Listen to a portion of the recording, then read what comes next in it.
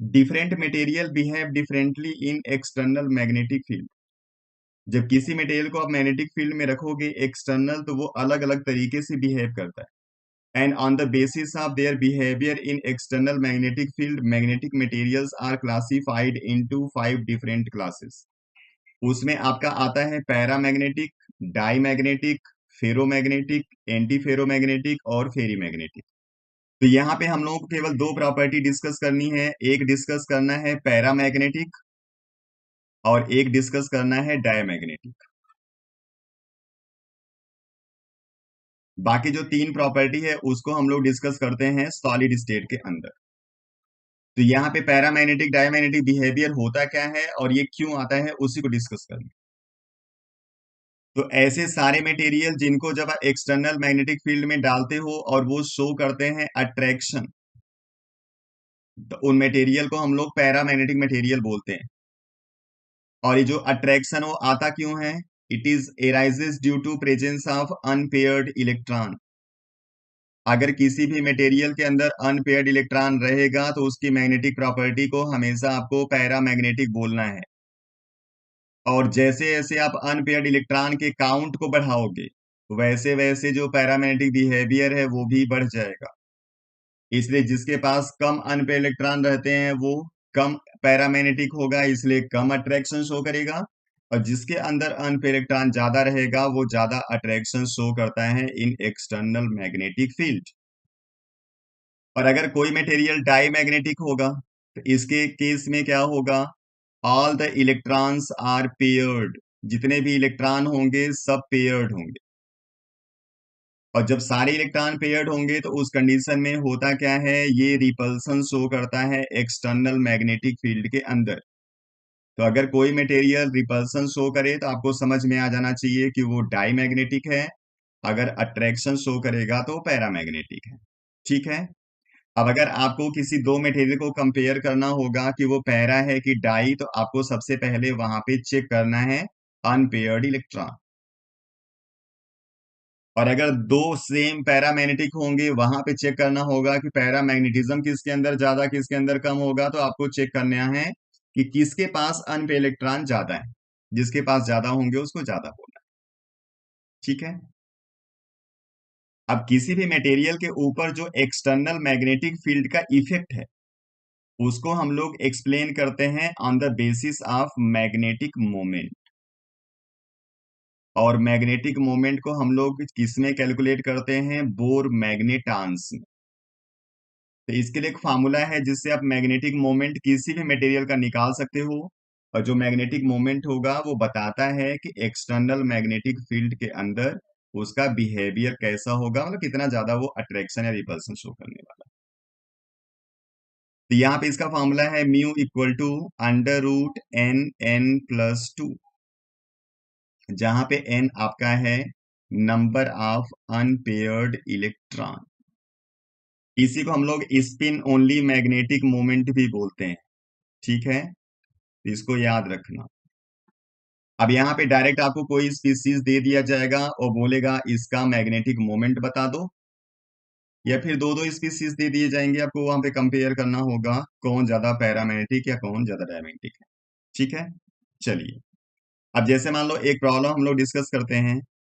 यहाँ पे हम लोगों को Mn2+ का मैग्नेटिक मोमेंट बताना है। तो Mn का एटॉमिक नंबर होता है 25। कॉन्फ़िगरेशन करोगे तो आ जाएगा 3d5 और 4s2। यहाँ पे मैग्नीज 2+ स्टेट में है, इसलिए Mn2+ लिखोगे तो दो इलेक्ट्रॉन इस s से बाहर चले जाएंगे, मतलब कॉन्फ़िगरेशन आएगा 3d5। मतलब इसके d ऑर्बिटल में कुल 5 इलेक्ट्रॉन होंगे। तो अगर इस 5 इलेक्ट्रॉन को यहाँ पे डिस्ट्रीब्यूट करोगे तो आपको दिखेगा यहाँ पे 5 अनपेयर्ड इलेक्ट्रॉन। मतलब यहाँ पे जो n का काउंट है वो कितना है? 5। तो अगर इसका मैग्नेटिक मोमेंट आपको बताना होगा तो n की वैल्यू आप 5 यूज करोगे। तो इसको सॉल्व करने पे आपको आंसर मिल जाएगा √35। तो √35 बोर मैग्नेटांस इसकी वैल्यू हो जाएगी। सेम ऐसे आपसे पूछ सकता है कि Fe2+ में और Fe3+ में कौन ज्यादा पैरामैग्नेटिक होगा। तो आपको मालूम है आयरन 26 कॉन्फ़िगरेशन करोगे तो आएगा 3d6 और 4s2। तो जब आयरन 2 प्लस आप लिखोगे तो उस कंडीशन में 2 इलेक्ट्रॉन केवल बाहर करना होगा s का। d के अंदर अभी भी 6 इलेक्ट्रॉन प्रेजेंट रहेंगे, और 6 इलेक्ट्रॉन का जब आप डिस्ट्रीब्यूशन करोगे तो यहाँ पे आ जाएगा 2 इलेक्ट्रॉन, बाकी के केस में 4 इलेक्ट्रॉन रहेगा। मतलब इसके पास अनपेड इलेक्ट्रॉन है कुल 4। अब ऐसे जब Fe3 प्लस लिखोगे तो आपको एक इलेक्ट्रॉन और बाहर करना पड़ेगा, तो इसका कॉन्फ़िगरेशन आएगा 3d5। मतलब d के अंदर आपको डालना होगा केवल 5 इलेक्ट्रॉन। इसका जो डिस्ट्रीब्यूशन होगा उसके अकॉर्डिंग क्या आ जाएगा, यहाँ पे अनपेड इलेक्ट्रॉन आ जाएंगे 5। तो इन दोनों को कंपेयर करोगे तो इसके अंदर आपको अनपेड इलेक्ट्रॉन ज्यादा दिख रहा है, इसलिए इसको लिखना पड़ेगा ज्यादा पैरामैग्नेटिक। सेम ऐसे आपसे सवाल करता है कि जो स्कैंडियम 3 प्लस है ये आपका डाई मैग्नेटिक क्यों है। तो स्कैंडियम 21 कॉन्फ़िगरेशन करोगे तो आएगा 3d1 और 4s2।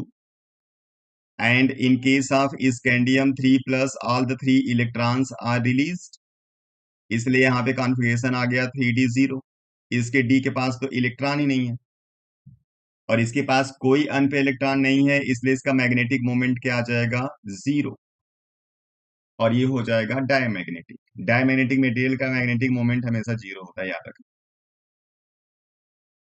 तो अब किसी भी आपके पास स्पीसीज होगा जिसके पास डी के अंदर कोई इलेक्ट्रॉन नहीं होगा उसको, and if D is completely field, दोनों को आपको डायमैग्नेटिक बोलना है। जैसे आपसे बोलेगा कि जिंक 2 प्लस ये डायमैग्नेटिक क्यों है, तो जिंक 30 का जब कॉन्फ़िगरेशन लिखोगे तो आप लिखोगे 3d10 एंड 4s2। और जैसे ही जिंक 2 प्लस लिखोगे तो आपको 2 इलेक्ट्रॉन रिलीज करना पड़ेगा, और रिलीज होगा हमेशा आउटर शेल से। एस का इलेक्ट्रॉन बाहर चला गया, कॉन्फ़िगरेशन अभी भी इसका d10 है, and d is completely filled, means all the 10 electrons are paired. और जब सारे इलेक्ट्रॉन पेयर्ड रहेंगे तो मैग्नेटिक मोमेंट 0, इसलिए ये भी क्या हो गया, डायमैग्नेटिक। ऐसे आपसे पूछ लेता है टाइटेनियम 4 प्लस। टाइटेनियम 22 होता है, कॉन्फ़िगरेशन करोगे तो आएगा 3d2 एंड 4s2। और जब 4 इलेक्ट्रॉन इसका बाहर कर दोगे तो यहाँ पे डी के अंदर हो जाएगा 0 इलेक्ट्रॉन। अब इसके पास भी कोई अनपेड इलेक्ट्रॉन नहीं है, इसलिए ये भी क्या हो जाएगा, डायमैग्नेटिक। तो आपसे यहाँ से एक रीजनिंग प्रॉब्लम पूछता है कि why transition elements show paramagnetic behaviour. तो आपको आंसर में लिखना होगा most of the transition elements have unpaired electron, and due to presence of unpaired electron they behave as a paramagnetic material. ये पूरा हिसाब हो गया ट्रांजिशन एलिमेंट के पैरामैग्नेटिक बिहेवियर का। नेक्स्ट वीडियो में हम लोग फिर आएंगे दूसरे प्रॉपर्टी के साथ। आप लोग पढ़ते रहिए, अपना ख्याल रखिए। Thank you.